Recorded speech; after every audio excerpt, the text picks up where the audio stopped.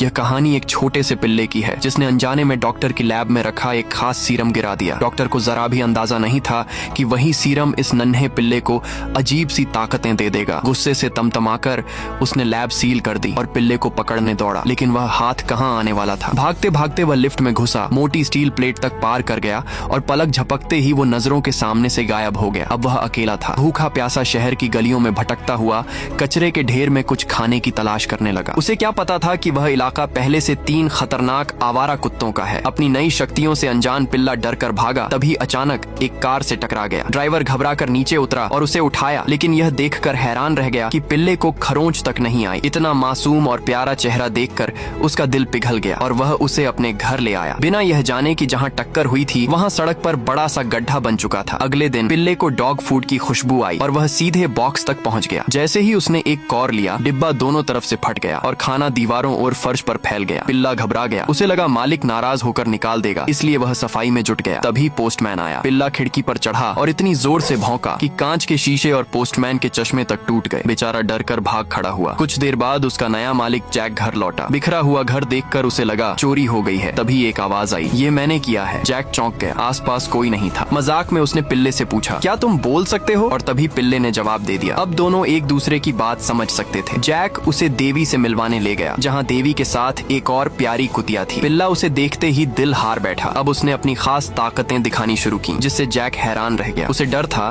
कि कहीं कोई और यह सब न देख ले, इसीलिए उसने पिल्ले को थोड़ी दूरी बनाए रखने को कहा। जाते जाते जैक ने पूछा, और क्या क्या कर सकते हो? तब पिल्ले ने अपनी शक्तियों को परखना शुरू किया। उसे एहसास हुआ कि वह दूर की चीजें सिर्फ देख ही नहीं, सुन भी सकता है। तभी उसके कानों में देवी की मदद की पुकार गूंजी। बिना एक पल गंवाए वह शहर की गलियों में दौड़ पड़ा और अचानक उसका शरीर जमीन से ऊपर उठने लगा। उसे समझ आया कि अब वह उड़ भी सकता है। दोस्तों सोचिए, अगर आपके पास भी ऐसा सुपर डॉग होता तो आप उससे क्या क्या करवाते? अपनी राय कमेंट में जरूर साझा करें।